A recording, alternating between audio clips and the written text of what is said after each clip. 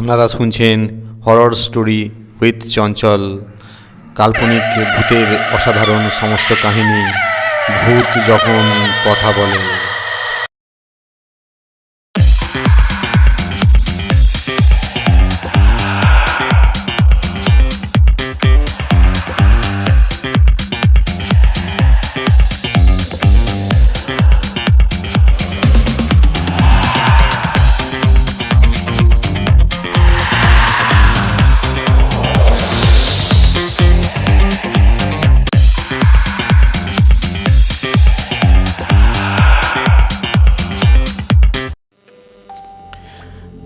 বাংলাদেশে নিশি পাওয়ার গল্প চলতি আছে।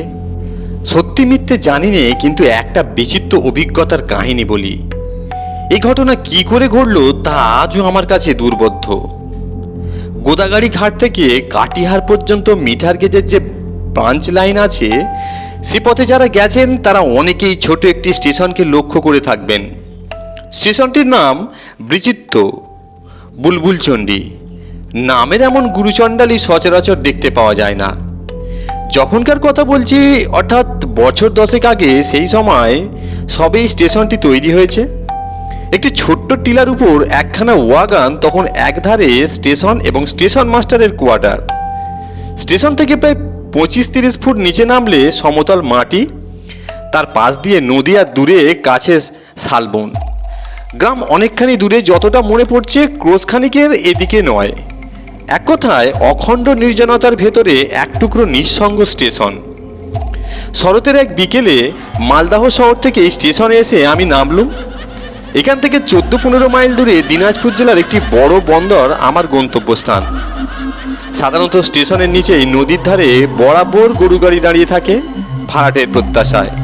আজ পরম বিস্ময়ের সঙ্গে দেখি কোনো একখানা গাড়িরও চিহ্ন নেই। স্টেশন মাস্টারকে জিজ্ঞেস করলুম, কি মশাই, গাড়ি দেখছি না যে, একখানাও কি পাওয়া যাবে না? ভদ্রলোক কিছুক্ষণ আমার দিকে তাকিয়ে থেকে বললেন, আপনি বোধহয় এদিন এ তল্লাটে অনেক দিন আসেননি। আমি বললাম, না, প্রায় বছরখানেক ভেতরের আসেনি। তিনি বললেন, তাই জানেন না, গোপালপুরের দিকে তো সওয়ারি গাড়িতে ক্রমাগত ডাকাতি আর খুন হচ্ছে কয়েক মাস ধরে। রাত করে কোনো গাড়ি আর ওদিকে যায় না। কাল সকালের আগে কোনো গাড়ি পাবেন না আপনি। তাই তো, অত্যন্ত বিপন্ন বোধ করতে লাগলুম। রাতটা এখন আমি কাটাই কোথায়? এই ওয়াগানে?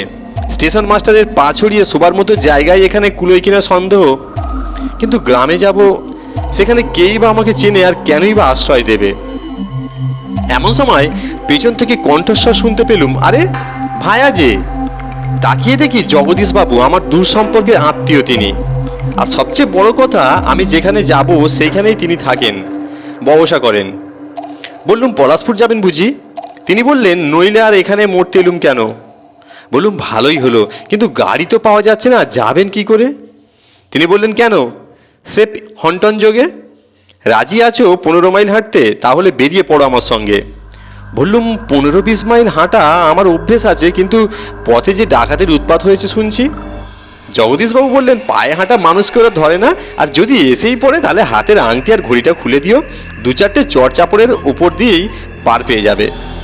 চমৎকার সমাধান।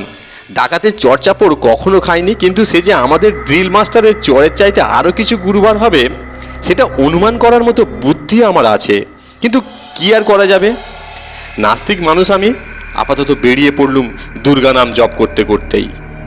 14 থেকে 15 মাইল রাস্তা, 5 থেকে 5.5 ঘন্টার বেশি লাগা উচিত নয়। সুতরাং আশা করলুম রাত 10টা নাগাদ লক্ষ্যস্থলে পৌঁছে যাবই যাব। কিন্তু সেই ধুধু মাঠের ভেতরে হাওয়া যে কি প্রচণ্ড রূপ নিতে পারে, জীবনে সে অভিজ্ঞতা হলো এই প্রথম। উল্টোমুখী বাতাসের ঝাপটা যেন বারে বারে পেছন দিকে ঠেলে দিতে লাগলো। ঘন্টায় 4 মাইল পেরোনা দূরে থাক, 1 মাইল এগোনায় দুঃসাধ্য হয়ে দাঁড়ালো।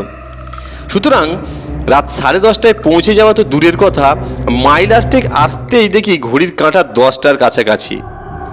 এইখানে ছোট্ট একটি হাট আছে, গোপালপুরের হাট তার নাম। খান 10 চালা, একটি দেশি মদের দোকান আর একটি হিন্দুস্তানি ভুজিওয়ালার ঝোপড়ি ছাড়া আর কিছুই নেই। সপ্তাহে একটি দিন হাট বসে, তাছাড়া বাকি সময়ে হাট খোলা শ্মশানের মতো শূন্য হয়ে পড়ে থাকে। রাত 10টায় দেশি মদের দোকান খোলা থাকার প্রশ্ন ওঠেই না। ভুজাওয়ালা তার ঝোপঝাড়ি নাক ডাকাচ্ছে এবং চারিদিকে ঝিঝির ডাক আর হাটখোলার বিশাল ঝাঁকড়া বটগাছের পেঁচার আর্তনাদ যেন অন্ধকারটাকে আরও স্তম্ভিত করে রেখেছে। জগদীশবাবু বললেন, কি করবে, রাতটা ঘুমিয়ে নেবে হাটখোলায়। কিন্তু কোথায় ঘুমোবো? কেন, একটা চালার নিচে? বললুম, খেপেছেন মশাই, ওই শুকনো লঙ্কার চালায় গোবরের ওপর শুয়ে থাকবো? হাসতে হাসতে প্রাণ যাবে, তার উপর পিলপিল করে গায়ে উঠবে গোবরে পোকা। এসবের ভেতর আমি নেই। আর 8 মাইল যদি পেরোতে পারি তাহলে বাকি 7 মাইলও ডিঙানো যাবে একরকম করে। এখন তো হাওয়া নেই। দীর্ঘশ্বাস ফেলে জগদীশবাবু বললেন, তবে চলো।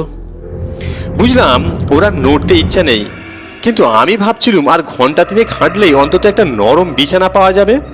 একটাও যদি বাজে তাহলেও কয়েক ঘন্টা আরামে ঘুমোবার মতো যথেষ্ট সময় হাতে থাকবে আমার। বলা দরকার, হাঁটা পথটা আমার চেনা নয়, জগদীশবাবুই আমার দিশারি। তিনি পা বাড়ালেন, আমি তাকে অনুসরণ করলুম। ঝাঁকড়া বটগাছের তলা দিয়েই আমাদের পথ। সেখান দিয়ে বেরোতে গিয়ে উঁচু একটা শিকড়ে জগদীশবাবু হোঁচট খেলেন, মাথার উপর আটকে চেঁচিয়ে উঠল পেঁচা। আমরা পথে নামলুম। আকাশে চাঁদ নেই বটে, কিন্তু অন্ধকারে চলে চলে তারার আলোতেই পথ আমরা দেখতে পাচ্ছিলুম। দুপাশের আদিগন্ত মাঠের ভেতর দিয়ে পরিষ্কার জেলা বোর্ডের রাস্তা, সাদা ফিতের মতো চকচক করছে, ভুল হওয়ার কারণ নেই। কিন্তু 2-3 মিনিটের মধ্যেই টের পেলুম আমরা পথ থেকে দূরে সরে গেছি। রাস্তা ছেড়ে দিয়ে অসমতল ধানের আল ভেঙে এগিয়ে চলেছি আমরা। বললুম, এ কি হলো জগদীশবাবু, আমরা তো পথ দিয়ে চলছি না। জগদীশবাবু বললেন, ঠিক আছে, পাশের রাস্তা আছে, এক্ষুনি পাওয়া যাবে। কিন্তু পাওয়া গেল না। ঘণ্টাখানেক হাঁটার পরে পরম বিস্ময়ের সঙ্গে আমরা আবিষ্কার করলুম একটা বেশ বড় পুকুরের সামনে আমরা এসে দাঁড়িয়েছি। তার 3 দিকে বেত আর সোলার বন বাতাসে সাঁই সাঁই শব্দ করছে, আর জ্বলছে অসংখ্য জোনাকি। দূরে দূরে কতগুলো জঙ্গল, তার ভেতর দপদপ করে আলোয় জ্বলছে, জনমানুষের চিহ্ন নেই। এ কোথায় এলুম? আমরা মুখ চাচাই করলুম, পেছনে তাকালুম। অন্ধকারের দৃষ্টিটা অভ্যস্ত বলেই দেখতে পেলুম দিগন্তে পশ্চিম দক্ষিণ করে সেই হাটখোলার বড় বটগাছটা পাহাড়ের চূড়ার মতো দেখা যাচ্ছে। কিন্তু ঠিক রাস্তায় চললে গাছটা পূর্ব দক্ষিণে থাকার কথা। তার মানে আমরা সম্পূর্ণ উল্টো পথে চলেছি। জগদীশবাবু বললেন, দিনে রাতে অনেকবার এ পথে চলেছি, এমন বোকার মতো ভুল তো কখনো করিনি। যাক, যা হওয়ার হয়েছে, চলো আবার গোড়া থেকে শুরু করি। আমরা বটগাছটার দিকে ফিরে চললুম। কিন্তু বিচিত্র এই আলোর পথ, যতই চলি সেটা যেন বৃত্তাকারে ঘুরতে লাগলো। ঘণ্টাখানেক এলোপাতাড়ি হাঁটার পরে আমরা আবিষ্কার করলুম এতক্ষণ আলোর কণ্ঠিকারিতে পা ক্ষত বিক্ষত করতে করতে আমরা এই পুকুরটাকেই প্রদক্ষিণ করেছি, এবং যথাকালে সেই অজানা কালো পুকুরটার ধারে সেই জোনাকি জলা বেদবনের পাশেই এসে দাঁড়িয়েছি। জগদীশবাবু হাঁপাচ্ছিলেন। হঠাৎ আমার দিকে তাকিয়ে বললেন, আমাদের ভুলাই ধরে নিত। শুনে সর্বাঙ্গ আমার অমানসিক ভয়ে রোমাঞ্চিত হয়ে উঠল। মনে হতে লাগলো দূরের আলোয়গুলো যেন কাদের জ্বলন্ত চোখ, বেদবনের মধ্যে যেন একরাশ কালো কালো মাথা গুঁড়ি মেরে বসে আছে। আমাদের ঘাড় মোটকে ওই পুকুরটার মধ্যে তারা পুঁতে দেবে। কিন্তু ভয়টা মুখে প্রকাশ করলে চলবে না। ধমক দিয়ে বললুম, কি যাতা বলছেন, ওসব ভুলাটুলা একদম ননসেন্স। আলের রাস্তায় এসব গোলমাল হয়, চলুন আবার বটগাছের দিকেই যাওয়া যাক।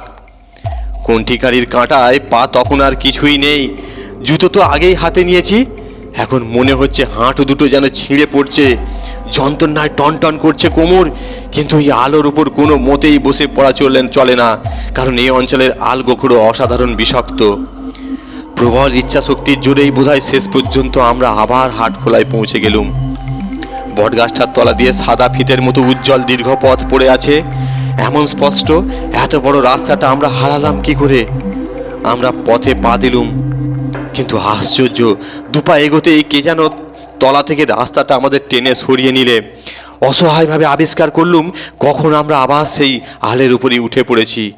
আর এমনিভাবেই কণ্ঠিকারির কাঁঠায় ক্ষত বিক্ষত হতে হতে অজানা পথ দিয়ে গিয়ে চলেছি। যা অনুমান করেছিলুম তাই হলো। ঘণ্টাখানেক পরেই দেখি ঠিক সেইখানেই এসে আমরা দাঁড়িয়েছি। এই আদিগন্ত মাঠের ভেতর পথ ভুল করে ঠিক একটি জায়গাতেই এসে পৌঁছাচ্ছি আমরা। কালো একটা পোড়া পুকুর, জোনাকি জলার শাঁসা বেত ঘাসখোলার বন, ধপধপ একরাশ আলোয় ব্যাঙের হাসি আমাদের চারিদিকে। সীমাহীন ক্লান্তিতে আর নিরুপায় আতঙ্কে সেইখানে কিছুক্ষণ আমরা পাথর হয়ে দাঁড়িয়ে রইলুম। এবারে যেন স্পষ্ট মনে হলো এই আমাদের শেষ, ওই কালো জলেই প্রতীক্ষা করছে আমাদের মৃত্যু। জগদীশবাবু প্রায় নিঃশব্দ গলায় বললেন, চলো হাটখোলাতেই ফিরে যায়। জবাব দেবার কিছু ছিল না। কিভাবে কি অসহ্য শারীরিক যন্ত্রণার মধ্য দিয়ে আমরা আবার বটতলায় ফিরে এলুম তা অনুভব করার শক্তি পর্যন্ত তখন হারিয়েছি। যখন হাটখোলা এসে পৌঁছলুম তখন রাত 3টে। নীরবে আমরা একটা চালার তলায় গড়িয়ে পড়লুম। ঘন্টা দুয়েকের মধ্যেই ভোরের আলো চারদিকে স্পষ্ট করে তুলল। প্রসারিত উজ্জ্বল দীর্ঘ পথ, ভুল হওয়ার কোনো কারণ নেই। এবার আর ভুল আমাদের হলো না। সেই পুকুরটার সন্ধান আমি পাইনি। ফেরার সময় দিনের বেলায় হাটখোলায় গাড়ি থামিয়ে অনেক খুঁজে দেখেছি পুকুরটাকে, কিন্তু কোথাও তার চিহ্ন নেই।